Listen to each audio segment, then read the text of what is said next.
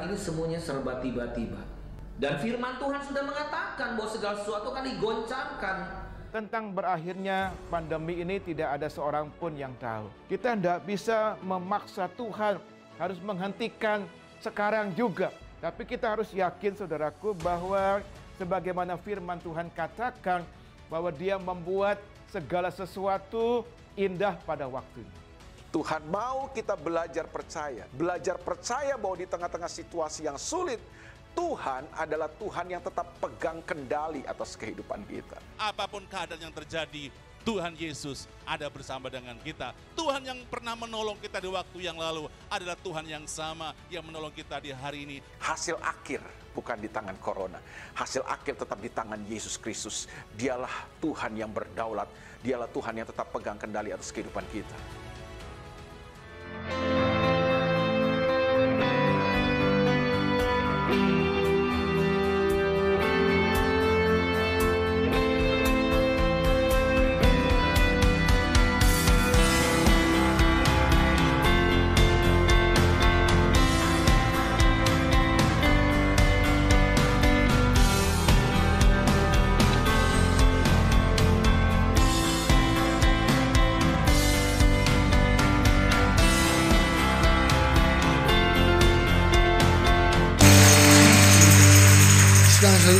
Duduk kembali. Saya mau bicara soal murid, ciri dari satu murid. Saya mau mulai sekarang dengan ciri-ciri dari seorang murid. Ciri dari seorang murid itu adalah rohnya menyala-nyala. Apa? Katakan sama-sama. Rohnya menyala-nyala. Rohnya, bukan tubuhnya yang menyala-nyala. Ya, nanti masih. Ya,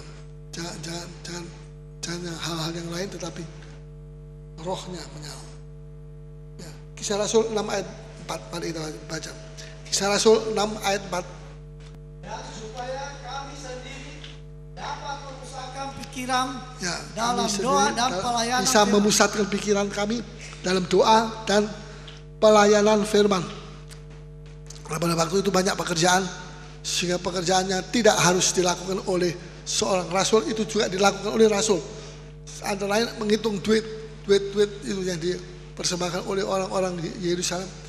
Dan orang-orang yang lain itu juga dihitung sama oleh rasul-rasul. Dan kemudian Tuhan berkata tidak boleh. Rasul-rasul itu harus khusus untuk firman Tuhan, tidak boleh untuk uang, untuk menghitung uang dan sebagainya. Berikan itu kepada orang lain. Angkat 7 diaken, dan diaken itu diangkat. Diaken-diaken ini yang akan menghitung uang yang masuk dan untuk semua, untuk jiwa-jiwa yang dalam kekurangan. Dan rasul-rasul bersih tangannya daripada uang, tidak pegang uang, tapi dia cuma mengerjakan 2 perkara, yaitu doa dan pelayanan firman. Pelayanan firman ini, atau dikatakan menjalankan firman, ya, menjalankan firman. Nah, satu lagi yaitu pelaku firman, pelayanan firman atau pelaku firman. Jadi hanya memperdengarkan firman.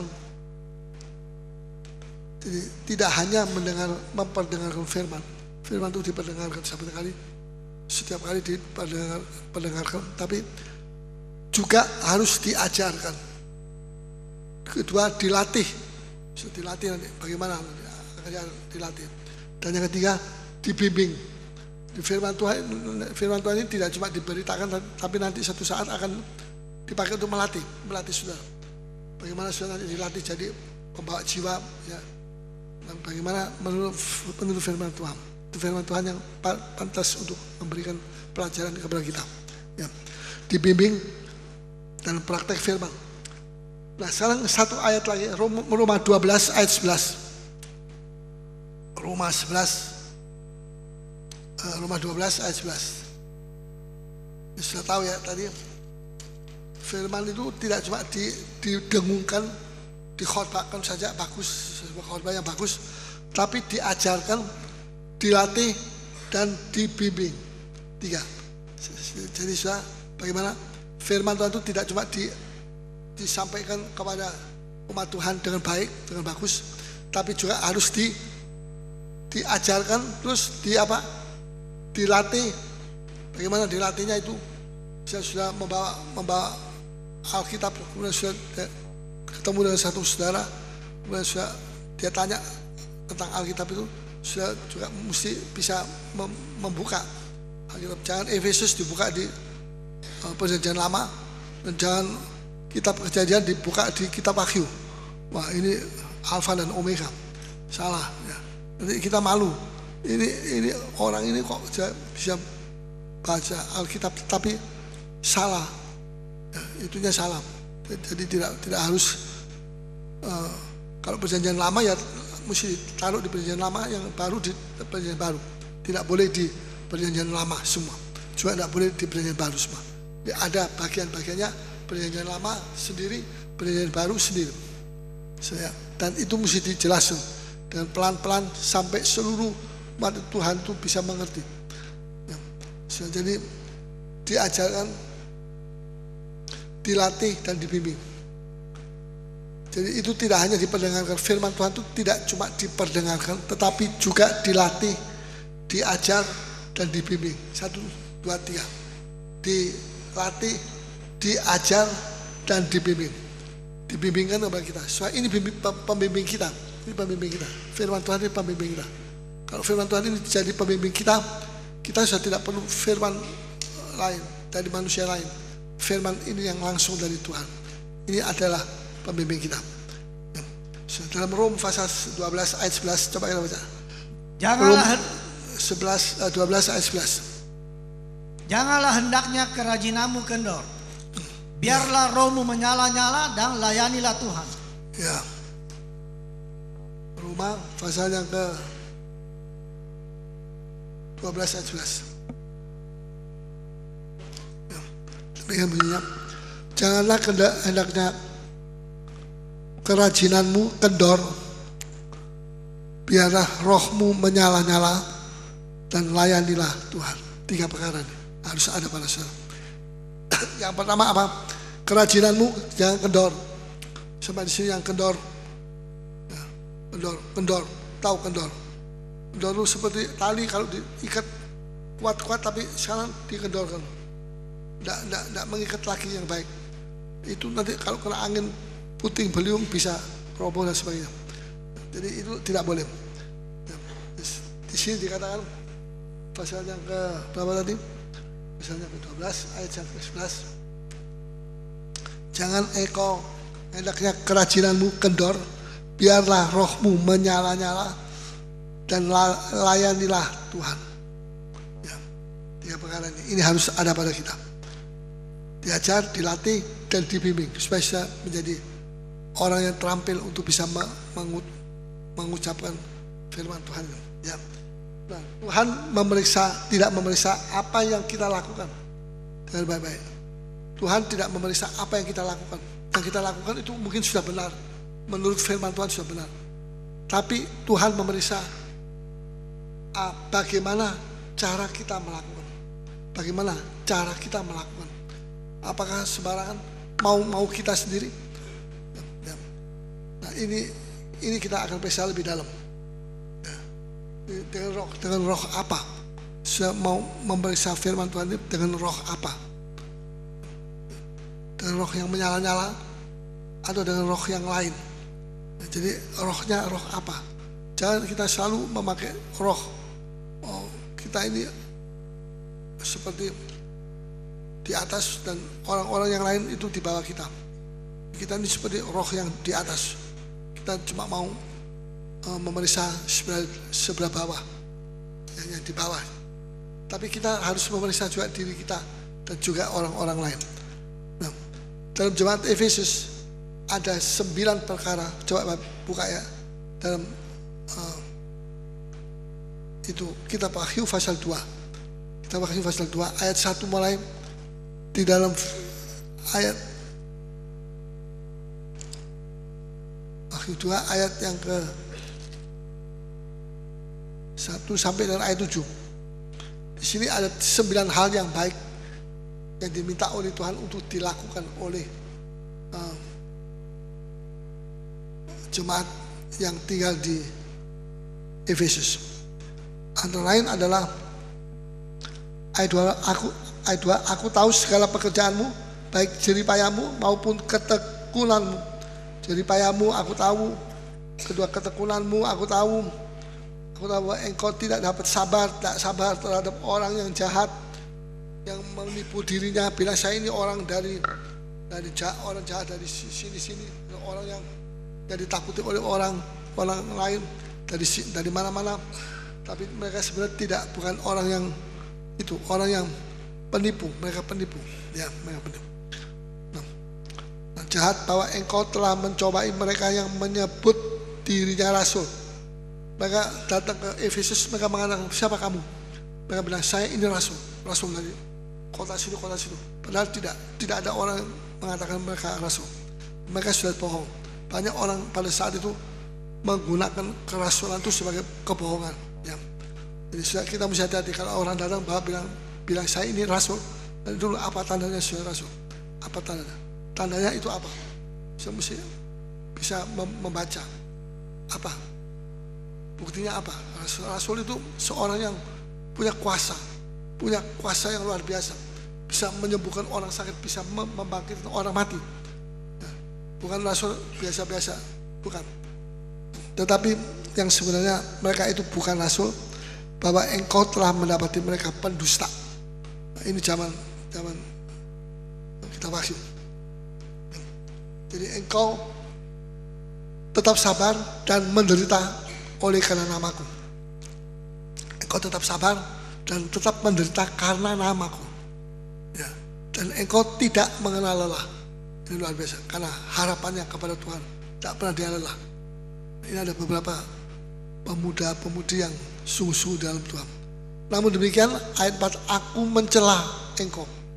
Nah, aku mencela. Sekarang Tuhan mulai mencela. Karena engkau telah meninggalkan kasihmu yang semula. Cinta pertama. Tahu cinta pertama? Siapa di sini yang menikah tidak melalui cinta pertama? Coba angkat tangan. Ketemu hari ini, besok bilang oke. Papa sudah setuju, mama sudah setuju. Besok lusa kita pergi ke Babuden, kita makan sana. 1 meja saja atau 10 meja. Setelah itu kita bayar, kita pulang. Kita sudah suami istri. Tidak pakai upacara, tidak pakai minta doa dari Tuhan, tidak pakai macam-macam itu semua, tidak mau. Bisa nggak? Tidak bisa. Jangan sekali-kali kita mau menikah tanpa doa. Kita tidak disetujui oleh Tuhan. Ya. Ini karena engkau telah meninggalkan kasihmu yang semula. Kasih yang semula itu ditinggal. Apa itu kasih semula? Kalau sudah kasih tangan sama calon, waktu itu masih calon ya, calon suami, bagaimana? Sudah terdekat atau tidak? Goyang atau tidak? Goyang sini atau goyang sini? Atau dua-dua goyang sini? Nah, kayak orang kepenuhan Roh Kudus. Tapi ini bukan Roh Kudus, roh pacar. Pacarnya masih bisa dites lagi. Pacarnya betul, pacarnya dari Tuhan atau tidak? Nah, jadi sudah gemetar atau tidak? Gemetar. Kalau tidak gemetar itu tandanya tidak betul itu. Sudah tidak punya dulu waktu pacaran siapa yang pacaran yang gemetar? Coba angkat tangan. Wah, repot kalau semua tidak. Mesti ada yang gemetar, ada. Ya. Siapa yang gemetar? Coba angkat tangan. Saya angkat tangan, saya ngaku. Ya. Saya manusia biasa. Saya bukan apa itu bedes. Ya bedes itu tidak pakai ya, monyet. Kalau monyet tidak pakai coba minta itu. Saya perlu itu makananmu. Ya, setelah dia dapat itu dia lari. Dia tidak peduli sama itu monyetnya. Ya. Tapi ini ada 9 perkara yang sudah saya baca sendiri. Ya. Ayat 4, namun demikian aku mencela engkau karena engkau telah meninggalkan kasihmu yang semula. Kasih mula-mula ini penting loh.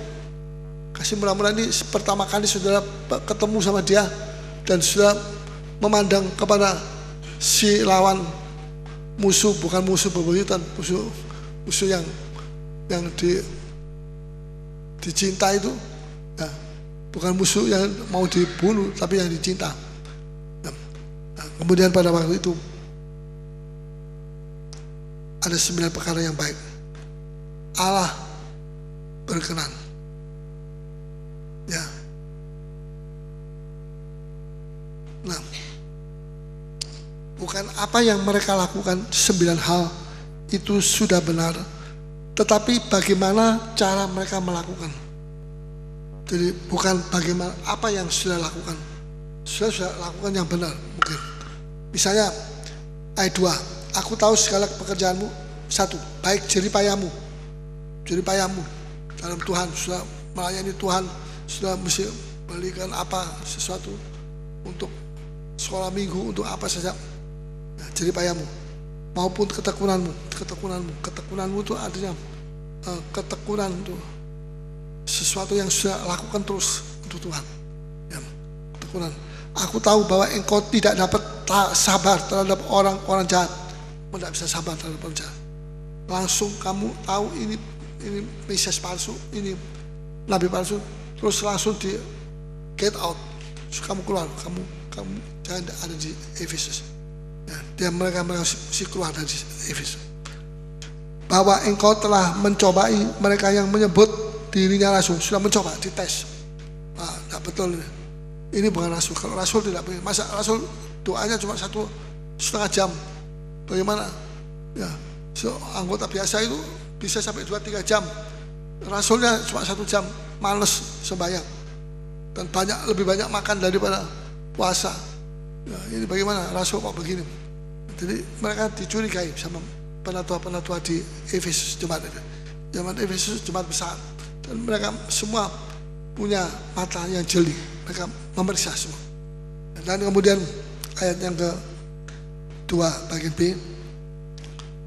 Tetapi yang sebenarnya tidak demikian, bahwa engkau telah mendapati mereka pendusta. Engkau sudah mendapati mereka pendusta. Mereka mengatakan diri rasul, tapi mereka bukan rasul. Jadi pendusta. Ayat 3. Dan engkau tetap sabar. Terus sabar. Ya, tidak apa-apa. Ya. Rasul ini minjem duit, tidak bayar. Walaupun cuma 10.000 atau 20.000 atau 30.000. Ya. Minjem duit kepada salah seorang saudara. Tapi dia tidak bayar, dia pergi ke tempat lain dan dia tidak pulang-pulang sampai berapa lama. Nah, ini dikatakan, dan engkau tetap sabar dan menderita oleh karena namaku. Engkau tetap sabar. Ya, tidak dibayar dan tidak dicari. Kalau dia pergi ke tempat lain, tidak tahu kemana. Ya, seorang rasul itu harus pure, harus jernih soal keuangan. Tidak boleh.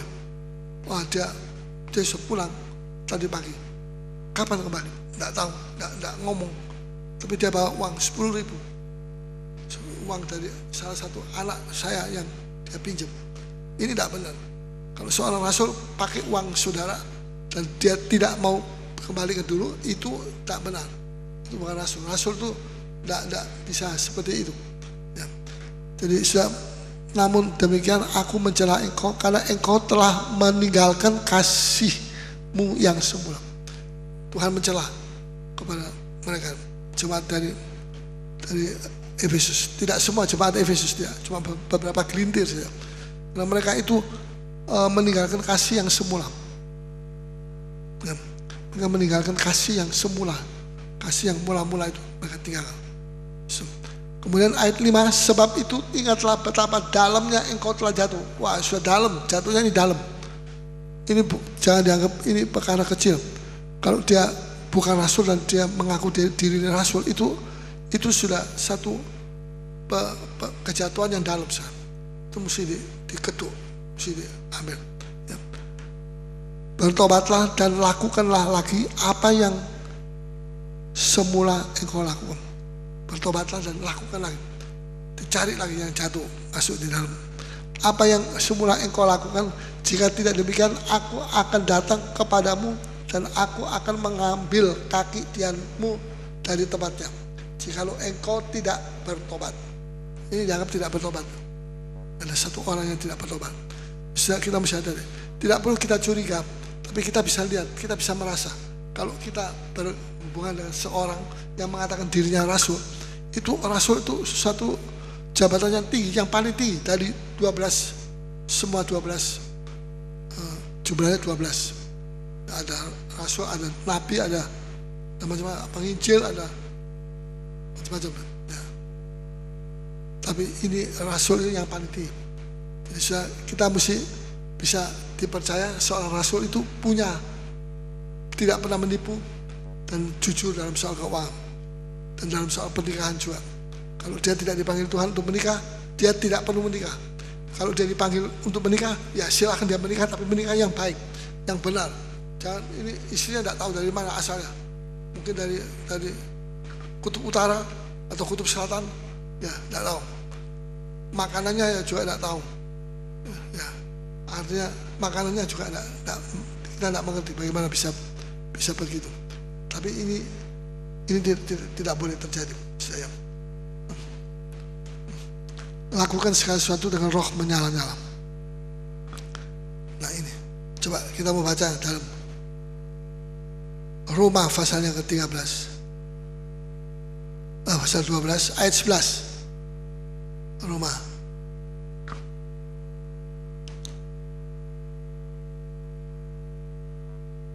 Roma 12 ayat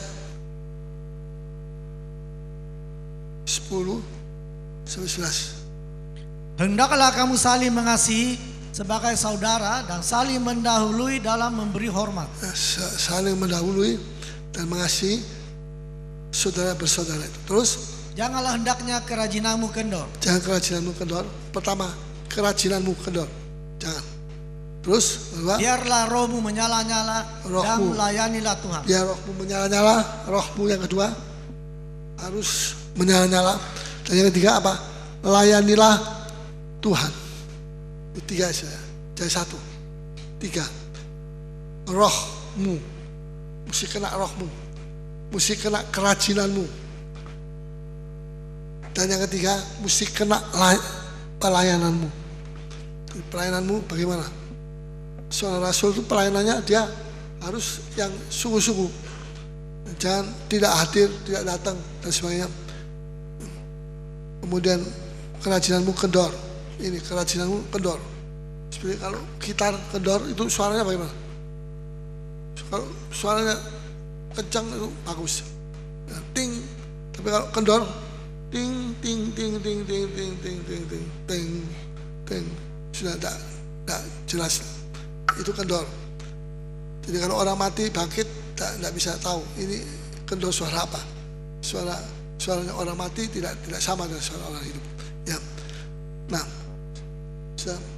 sebelum Anda melayani, pastikan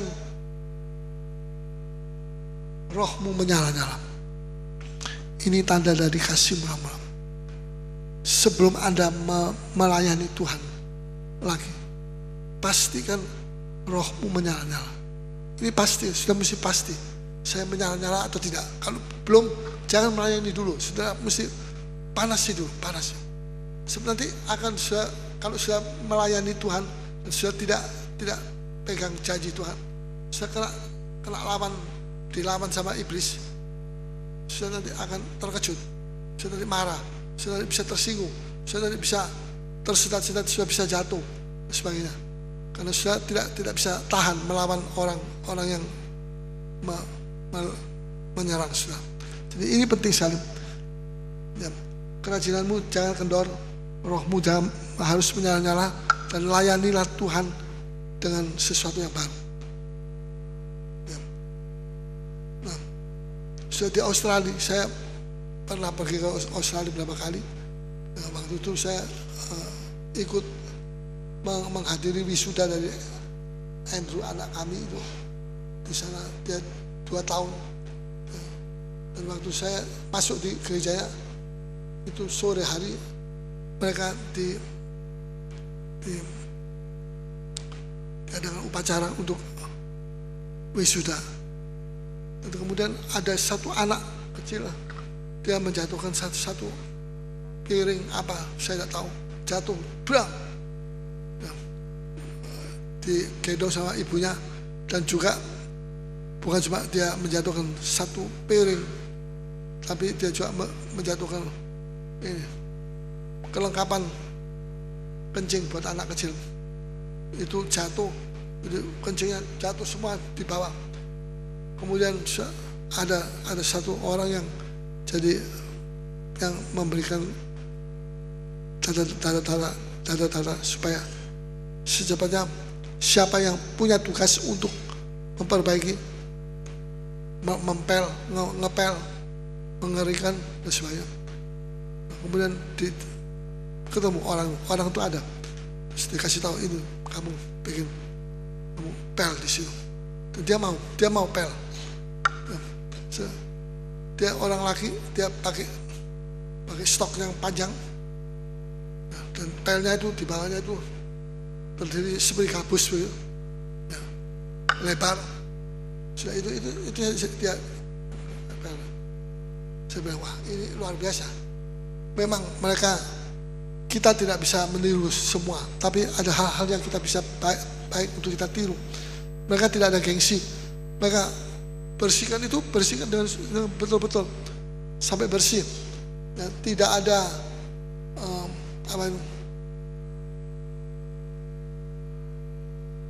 tidak ada sungutan. Wah, dia tidak bilang, ini kok saya orang laki suruh ngepel jadi jongos, saya masa diakan untuk jadi jongos. Ya, tidak, kita diakan itu mulia, itu malaikat-malaikat Tuhan, amin, amin. Ya, diakan itu malaikat Tuhan, amin. Ya, yang keras, kurang keras. 1, 2, 3. Diakan itu adalah apa? Malaikat-malaikat, amin. Aminnya, ya baru bangun, amin, ya, amin, ya, amin. Saudara iblis, amin. Ada amin. Ini belum makan ini. Bilang iblis, amin dia bilang. Ya, jangan asbun. Ya. Sudah, kita ini adalah anak-anak Tuhan, amin. Ya, jadi nanti siapa tahu satu kali nanti ada anak kencing, jangan berharap bahwa anak yang suka kencing, jangan. Tapi siapa tahu anaknya itu kencing, nanti bisa diakan salah satu diakan yang ambil stok, dia gosok cepat sekali, dia gosok, sudah selesai, dia bawa ke belakang. Dan itu semua sudah jadi kering lagi, dan tidak lagi seperti yang lalu. Ya, jadi ini Tuhan itu begitu baik sekali. Jadi saudara, polisi lalu lintas juga ada. Yang jadi polisi lalu lintas itu anak-anak muda dari gereja situ. Mereka mengatur macam-macam. Semua pakai tanda pangkatnya dan sebagainya, dan itu mereka dilatih untuk jadi mobil-mobil keluar lewat mana, masuk lewat mana, itu diatur semua. Ya, saya kira ada yang bisa kita tiru, walaupun itu perkara jasmani, tapi ini bagus. Ini berarti kita tidak mempersulit pemerintah, kita bisa mengatur diri kita sendiri, amin. Dan ini pemerintah akan senang kalau melihat begini. Mereka bisa memberi kepercayaan kita lebih besar untuk bisa kita mengatur itu, ya, semua peralatan yang ada di sekitar sana. Nah, jadi mereka bilang, saya melakukan ini dalam hati saya bilang untuk Tuhan, bukan untuk siapa-siapa, untuk Tuhan. Jadi saya tidak malu. Saya tanya kenapa mereka tidak malu. Mereka melakukan untuk Tuhan, bukan untuk gereja, bukan untuk Tuhan. Jadi saya tidak malu. Nah, itu perlu kita perlu. Nah, kalau misalnya sudah merasa minder pada waktu sudah itu, saya bilang dalam hati saya ini melakukan untuk Tuhan. Saya tidak merasa minder, saya tidak merasa kecil. Saya merasa saya dihargai dengan menjadi pelayan Tuhan.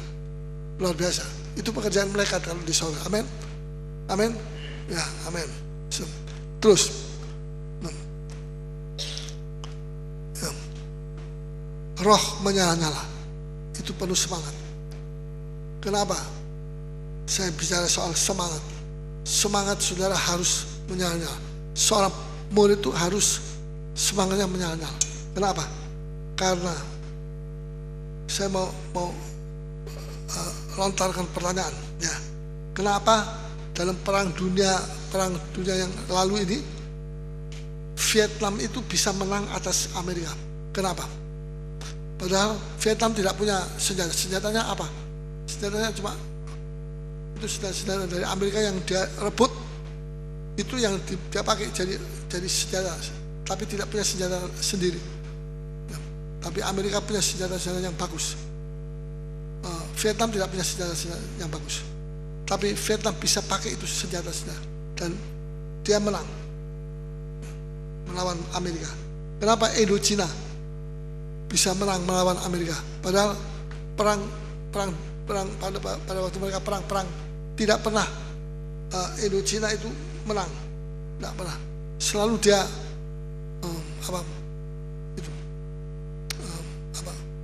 selalu dia punya senjata itu adalah senjata yang dari bambu, dari kayu, bukan dari besi. Tapi kenapa bisa menang? Tentara Amerika tidak tahan. Mereka mau cepat pulang. Waktu mereka dinaikkan di helikopter, helikopternya itu turun cuma berapa menit, berapa jam atau 10 menit. Ya, itu naik turun gitu. Ya. Tapi orang yang pintar dia lompat masuk. Ya, cuma berapa? Paling 50 orang satu helikopter. Dan kemudian mereka jadi bangsa yang diberkati sana. Mulai banyak ada gereja-gereja yang diberkati di sana. Nah, sudah lihat, kerajinanmu jangan kendor, rohmu hendaklah menyala-nyala, dan baru layanilah Tuhan. Pastikan kalau sudah mau melayani Tuhan, pastikan sudah itu roh sudah itu melayani, menyala-nyala. Amin. Ya, jangan sudah bilang, aduh saya tidak tahu, saya ini menyala-nyala atau tidak. Jangan. Kenapa Indonesia bisa menang melawan Belanda? Padahal Indonesia tidak punya ini apa itu senjata besi. Ya, tapi Indonesia bisa menang karena senjata Indonesia itu walaupun cuma bambu runcing, tapi semangatnya itu luar biasa. Makanya di dalam dunia jasmani itu sama dengan dunia rohani. Dalam dunia rohani kita ini juga mesti ada semangat.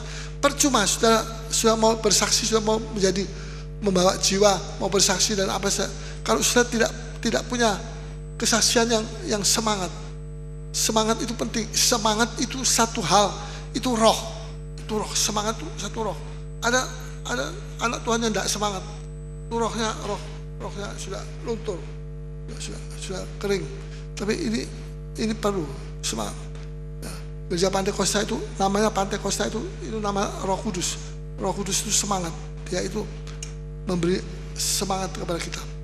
Dan saya mesti minta roh semangat. Nanti Tuhan akan kasih. Sudah nanti nyanyi juga akan semangat dan semua dengan semangat. Kenapa semangatnya yang tinggi itu ternyata menghasilkan, dan Amerika tidak pernah kembali lagi, tidak pernah mau kembali ke Vietnam, ke Kamboja sampai hari ini. Sudah berapa tahun? Sudah 20 tahun kalau tidak salah. Tidak mau kembali, kenapa? Takut. Mereka itu kalau kejam sekali, kalau mereka membunuh tentara Amerika itu pakai cara-cara yang tertentu. Mereka bikin menangis, bikin mati seperti mati yang tidak karuan gitu ya. Yang susah untuk bisa saya ceritakan. Tapi ini tanda bahwa Tuhan itu juga di dalam perkara rohani juga kita ini sama, kita punya kekuatan dari Tuhan. Amin. Ya, kita mau kalah. Ya. Contoh. Ya. Jadi intinya melayani dalam roh yang menyala-nyala. Intinya apa? Intinya adalah apa? Bukan apa yang kita layani, tapi bagaimana Anda melakukan. Bukan apa yang kita kerjakan. Kalau ini barang saya kerjakan, ini diperintahkan oleh atasan saya, ya saya lakukan. Sudah, ini selesai. Tapi bagaimana cara saya melakukan? bagus atau tidak, atau ini robek-robek di sini, yang ini robek-robek lagi, ya semua kok kayak begini.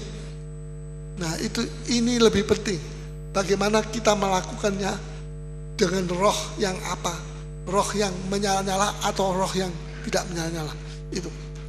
Tapi kalau sudah main, ya saya ini belum pernah saya melakukan, ya sudah saya pokoknya saya lakukan aja sudah. Bisa atau tidak bisa lakukan, asal melakukan sudah nanti akan mengalami kehilangan. Tapi jangan kehilangan, kita mau kehilangan, jangan, kita mau tidak kehilangan. Amin. Sebab Roh Kudus itu ada di dalam kita. Nah, contoh Esther ini sudah comfortable, dia itu cepat sekali merasa puas, zona aman. Dia sudah merasa, saya sudah masuk di istana perempuan dan saya sudah dijadikan permaisuri. Saya sudah tetap sampai saya mati, saya adalah permaisuri dan saya tidak pernah akan dipisahkan oleh itu raja. Sudah aniaya datang atas bangsa Yahudi. Tiba-tiba aniaya datang. Bam. Tanggal sekian, bulan sekian, nanti orang Yahudi akan dibinasakan. Ini ulah daripada seorang pegawai tinggi yang namanya Haman. Dia itu antikris. Nah, semangat Esther ini luar biasa. Timbul semangat yang bangkit dari Esther. Bam. Adanya aniaya tidak membuat kita jadi takut, jadi luntur, jadi kita sembunyi masuk di lubang goa. Ya kita tidur di situ satu malam. Dan nanti besok pagi pergi ke pakai oksigen lagi. Karena satu malam tidak menghirup udara oksigen. Tidak, bukan begitu. Tapi Tuhan mau supaya semalam-malaman itu kita ada sembunyi. Nanti besok kita masuk lagi di dalam tempat oksigen. Ya. Nah, semangat Esther itu bangkit. Jadi saya perhatikan, tidak selamanya hal yang sulit itu, sengsara itu mendatangkan kesulitan. Tapi sengsara itu bisa mendatangkan apa? Mendatangkan apa? Mendatangkan apa? Sudah lapar? Tidak. Mendatangkan semangat. Nah, ini lihat siapa ini Esther, dia bilang aduh saya tidak bisa suruh menghadap raja oleh Mordekai, tidak bisa. Saya 1 bulan saya tidak dipanggil oleh raja, dan kalau saya nanti ketemu sama saya tidak dipanggil, saya menghadap raja, saya bisa dijatuhi hukuman mati karena itu melanggar. Tidak boleh, istri permaisuri pun tidak boleh menghadap raja. Mesti orang yang dipanggil baru. Nah, saya tidak pernah dipanggil 1 bulan. Jadi saya ini nanti melanggar, saya nanti salah, tidak boleh.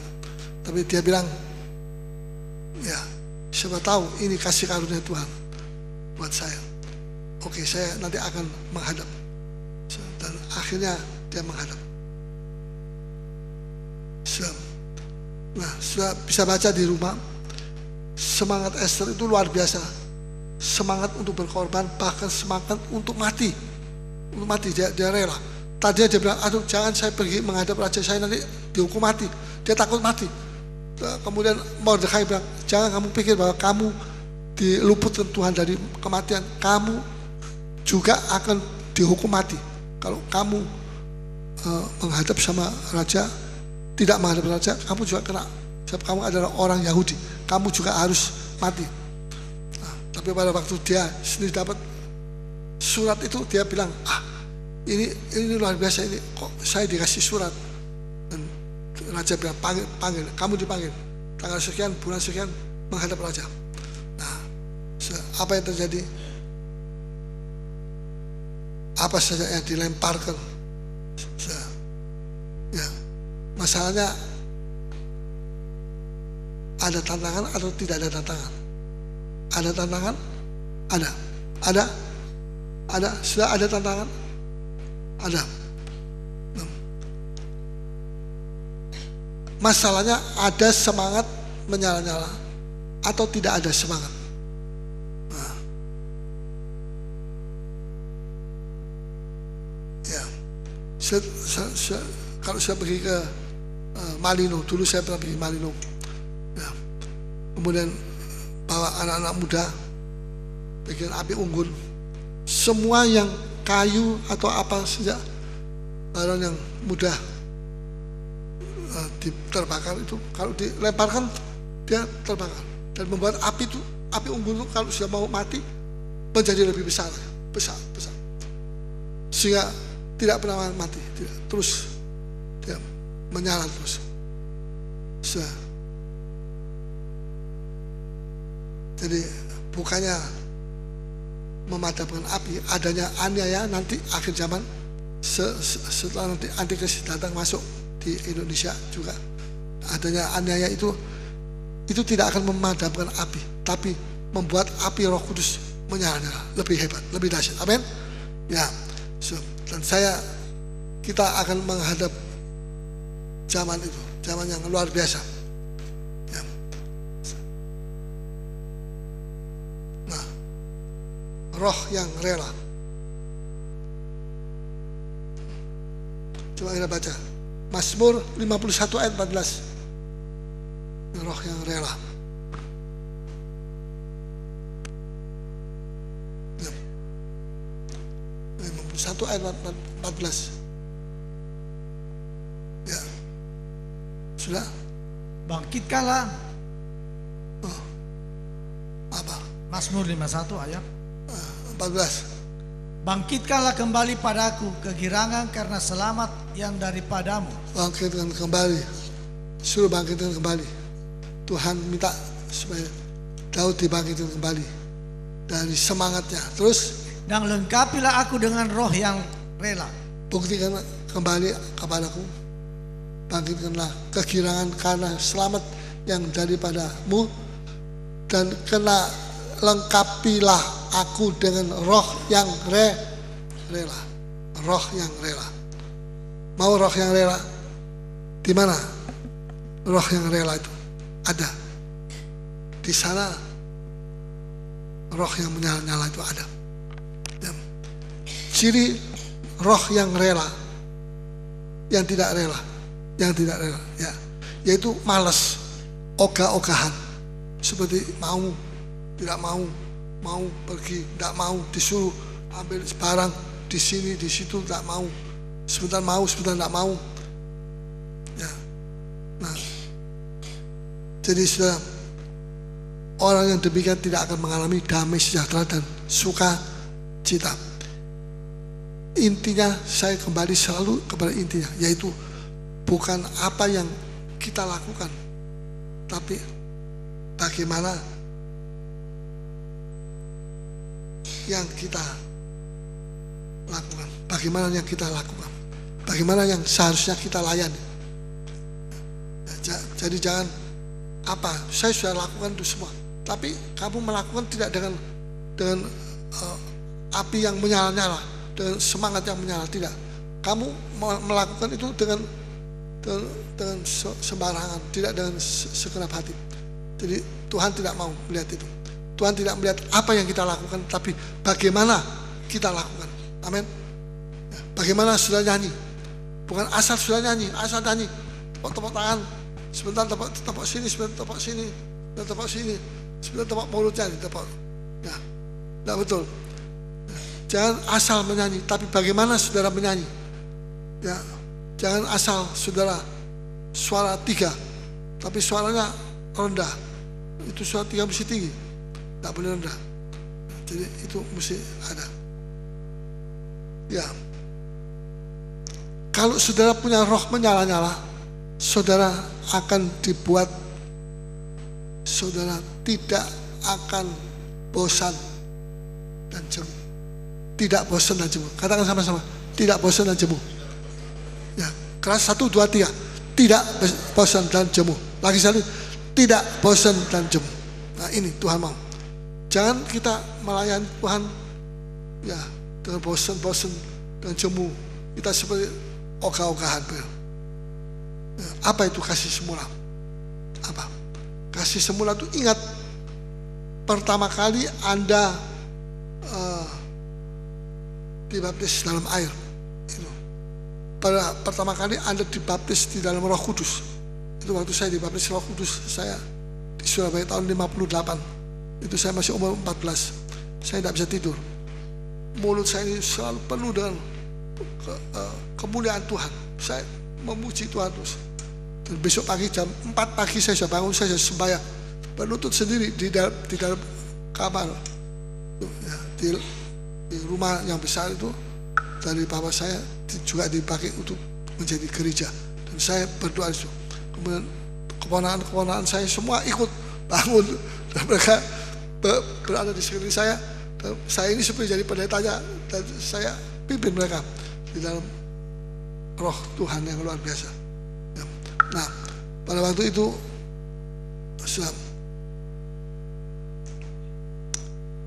pertama kali sudah dipenuhi Roh Kudus, bagaimana?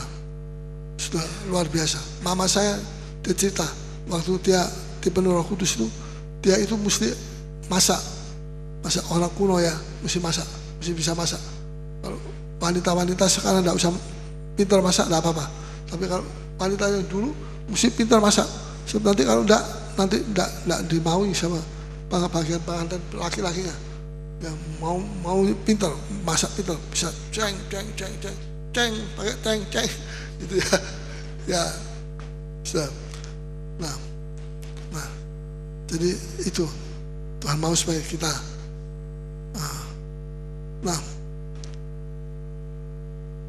nah selalu kalau pertama kali dapat cinta pertama ya itu selalu saudara itu mau kepingin berdoa, ya atau tidak? Kepingin berdoa, amin.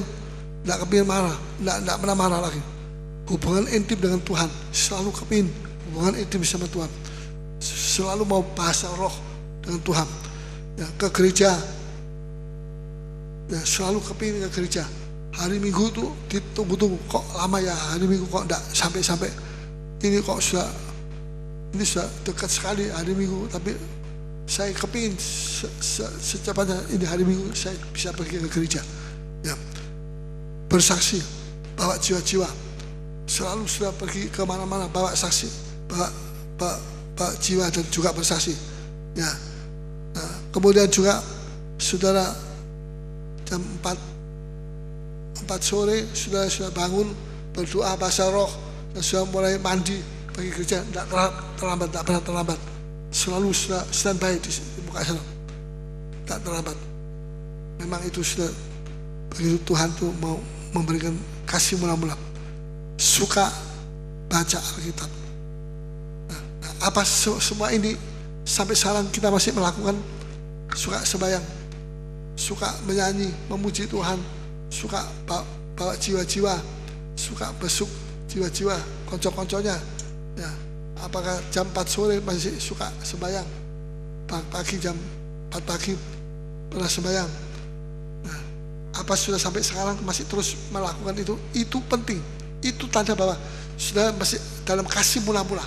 Jangan jadi orang Kristen yang sudah saya sudah bosan, sembahyang sebentar ngantuk. Haleluya, haleluya. Dulu haleluya, tambah naik haleluya. Luyanya tuh naik, ketemu sama Tuhan. Terus haleluya. Kalau setannya itu monyet, itu setan. Nah ini pergi tunduk sama setan. Jangan. Apakah itu masih tetap kita lakukan? Kalau tidak ada itu kita mesti minta. Saya seringkali minta sama Tuhan. Saya bukan manusia yang sempurna. Saya juga manusia yang suka keliru, bisa keliru. Dan saya bilang Tuhan, saya tidak merasa kasih mula-mula lagi. Tuhan berikan kepada saya. Dan Tuhan kasih. Kalau kita datang dekat sama Tuhan, Tuhan akan memberi kasih mula-mula itu luar biasa. Dan sungguh kita bisa selalu dekat dengan Tuhan. Kita dikasih uang sama Tuhan. Uang itu adalah uang kasih yang Tuhan di dalam hati kita. Amin. Amin. Ya, itu semua itu adalah kasih mula-mula.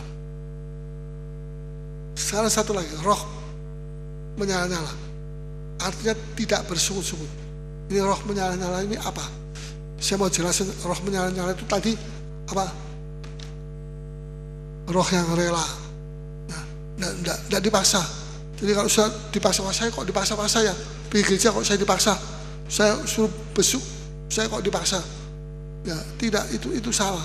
Tidak. Tuhan mau roh yang rela. Apa sudah mau menikah dengan orang yang sudah dipaksa untuk menikah? Tentu sudah tidak mau. Sudah mau tidak ada hambatan, tidak ada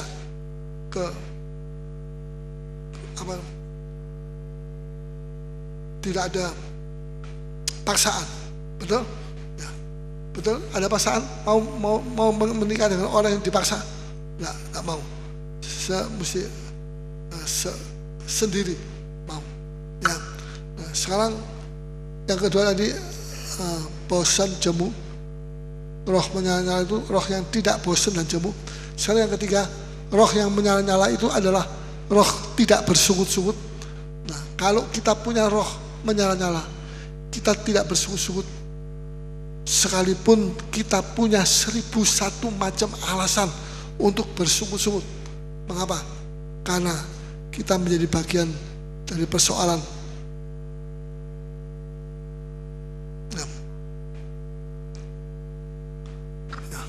Puji Tuhan.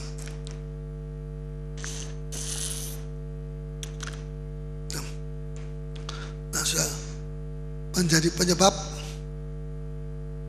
kita akan menjadi bagian dari persoalan. Kalau kita selalu menyala-nyala, roh menyala-nyala,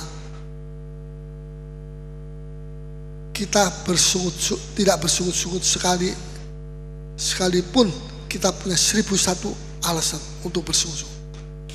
Nah, jadi begini, kalau kita punya roh yang menyala-nyala, kita itu tidak akan bersungut-sungut. Walaupun kita ini punya 1001 macam masalah yang membuat kita bersungut-sungut, tapi kita tidak mau bersungut-sungut. Bisa mana? Walaupun kita punya banyak alasan, saya punya 10 alasan untuk bersungut-sungut. Wah, jangan 10 alasan, satu alasan kita sudah bisa bersungut-sungut. Ini alasan saya, satu alasan saya bersungut-sungut.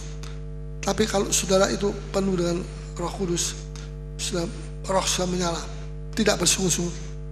Sekalipun saudara punya 1001 macam alasan untuk bersungut, saudara tidak sekali-kali mau bersungut-sungut. Amin. Tidak, saya tidak mau bersungut. Saya tahu Tuhan itu baik. Ya. Jadi menjadi bagian dari persoalan. Ya. Bahkan menjadi penyebab dari persoalan. Jadi kita lihat di sini bagaimana mungkin masih melayani, tapi kita sudah tawar hati. Mungkin kita masih berdoa 1 jam, 1 hari, tapi iman kita sudah lemah. Ya, doa kita itu cuma karena kita mesti memenuhi perintah Tuhan. Mungkin kita masih pergi ke gereja, tapi kita masih suka kritik di gereja. Kita masih suka melihat kesalahan orang lain, kita masih suka tersinggung ya dengan orang lain. Ya, kita suka membiarkan orang-orang gereja lain melakukan sesuatu yang macam-macam. Ya. Beda dengan mereka yang rohnya menyala-nyala. Ya. Mereka yang rohnya menyala-nyala itu tidak pernah mau tersinggung dan sebagainya. Menjadi solusi bagi banyak orang. Mereka itu menjadi solusi bagi banyak orang. Amin. Ya. Mereka melihat masalah itu sebagai satu batu sandungan atau sebagai batu loncatan. Kalau batu sandungan ya tidak ada batu sandungan. Misalnya ini batu sandungan, ya ini batu sandungan. Ya, saya naik di atas. Tapi kalau batu loncatan ini batu loncatan ini untuk naik lebih tinggi. Dan batu loncatan itu saya bisa naik lebih tinggi. Beda atau tidak? Batu sandungan itu tetap sandungan. Kena batu sandungan, jatuh dia. Batu sandungan, betul? Namanya sandungan, sudah menyandung saudara. Sudah tidak hati-hati tersandung. Tapi kalau batu loncatan, saudara meloncat. Ada batu itu sudah loncat dan sudah tidak jatuh dan tidak tersandung, tapi sudah bisa naik lebih tinggi dari sebelumnya. Amin. Nah itu, jangan saudara melihat satu masalah sebagai batu sandungan, nanti terus sudah tersandung terus. Tapi jadikan batu loncatan buat saudara, dan saudara nanti akan melihat kemuliaan Tuhan yang luar biasa. Amin. Ya, beri tepuk tangan bagi Tuhan. Tuhan yang luar biasa. Ya. Nah, sudah bagian mereka menjadi bagian dari persoalan. Bahkan menjadi penyebab dari persoalan, troublemaker. Ya, mereka itu jadi orang-orang Israel, lihat 12 penghulu 12 kepala suku itu diutus dua-dua, termasuk yang dua terakhir itu adalah Yusak dan Kaleb. Ini dua orang ini punya roh yang lain, tidak roh yang sama. Nah, rohnya bukan roh bersungut-sungut, rohnya tidak. Tapi dalam salah satu ayat lain disebut mereka punya. Ya. Nah, apa yang terjadi? Sudah, mereka itu selalu persoalan dari 12, dari 10 pengintai sama dengan persoalan dari dua pengintai Yusak Kaleb. Sama atau tidak? Sama atau tidak? Sama? Mereka disuruh mengintai negeri yang sama atau tidak?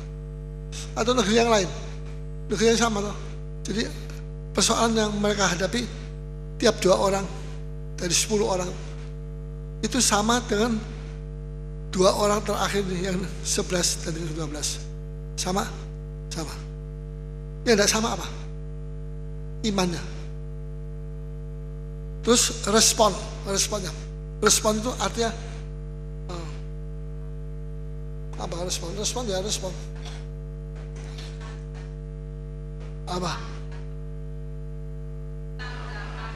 Tanggapan ya. Ini pinter. Istri saya dulu dia sekolah di RRT.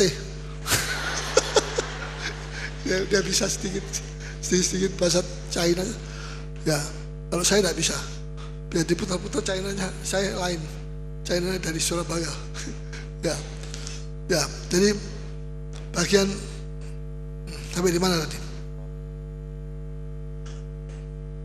Responnya beda. Karena apa? 2 orang ini punya iman, 10 pengintai itu tidak punya iman, betul? Bahwa buat apa kita ini pergi ke situ? Kita ini nanti jadi seperti kacwa di pites mati. Dan kita ini tidak bisa melawan mereka. Itu seperti raksasa. Itu golongan raksasa itu ada di situ. Jadi kita ini seperti semut saja. Mereka itu waduh. Dan jadilah seperti kamu mengatakan demikian. Jadi mereka itu tidak melihat tidak menjadi bagian dari persoalan, tapi menjadi penyebab dari persoalan. Ya. Nah, satu lagi beda dengan mereka yang punya roh menyala-nyala. Nah. Ini luar biasa. Ya. Jadi, ya. Mereka yang punya roh menyala-nyala tidak berarti bebas masalah. Mereka yang tidak punya roh menyala-nyala, mereka yang tidak punya masalah dengan itu rasa saya itu tidak berarti bebas masalah dan bebas tantangan hidup. Mereka juga 10 pengintai itu juga mereka itu dikalahkan oleh persoalan. Ya. Sekalipun mereka punya alasan untuk bersungut-sungut, tapi mereka tidak bersungut-sungut. Mengapa? Nah, ini dua pengintai ini punya alasan untuk bersungut-sungut, tapi mereka tidak bersungut-sungut. Kenapa? Karena mereka itu punya lebih banyak alasan untuk bersyukur. Ya. Dan ini adalah karakter pemenang. Amin. Mereka yang dua, Yusak dan Kaleb itu, dia tidak mau ikut-ikutan dengan 10 penghulu yang yang marah. Mereka yang dua ini tidak mau marah sama seperti 10 pengintai. Nah, ini 12 pengintai. Ini terdiri dari 10 sama 2. Ini sama. Dia melihat orang yang sama, rasa yang sama, kesulitan yang sama, makanan yang sama, semua kekerasan yang sama, semua orang-orang yang sama. Nah, tetapi mereka menghadapi masalah yang sama. Tapi hasilnya adalah 10 penghulu ini masuk dalam kesulitan. Tapi yang dua ini tidak. Bukannya masalah yang dihadapi 10 pengintai ini lebih besar dari 2 pengintai. Ya, berakhir. Ya, dari sini kita lihat, kita ini punya masalah yang sama. Amin. Bahkan kadang-kadang masalah saya lebih berat dari saudara, atau masalah saya lebih ringan dari saudara. Tapi kita mesti maju terus. Jangan kita menjadi lemah. Jangan lemah. Ya, bukan berapa besar musuh saudara. Musuhnya 10 pengintai itu mungkin lebih besar daripada musuh yang 2. Ya, tapi atau mungkin musuhnya dari dua ini, Kaleb dan Yosua ini lebih besar dari musuhnya yang 10 ini. Tapi kenapa kok yang 10 pengintai ini bisa kalah, yang 2 pengintai ini bisa menang, padahal musuhnya lebih besar? Betul? Karena Tuhan ada di pihak kita. Amin. Jadi jangan kita lihat masalah-masalah yang di sekeliling kita. Kita lihat Yesus saja. Nanti satu saat waktunya ini, tanah-tanah ini akan dibebaskan sama Tuhan. Amin. Saya tidak mau pikir, wah bagaimana sulitnya ini tanah-tanah ini tanah-tanah pemerintah semua yang mesti dibebaskan. Tidak, saya tidak mau membaca kesulitan itu. Tapi saya mau berdiri atas perintah Tuhan. Tuhan perintahkan saya, kerjakan, karena kamu punya iman Paulus, kamu kerjakan. Tidak usah pikir. Ya, saya tidak mau pikir, saya mau kerjakan, dan saya yakin ini akan beres dalam tempo 1-2 tahun. Ya, kecuali kalau Tuhan punya maksud yang lain. Amin. Nah, mari kita ini mau jadi apa? Mau jadi orang yang bersungut-sungut atau menjadi roh yang menyala-nyala? Satu perkara ini kita mesti minta sama Tuhan, roh yang menyala-nyala. Amin. Ya, Tuhan baik. Mari kita bagi berdiri semua, kita akan datang kepada Tuhan.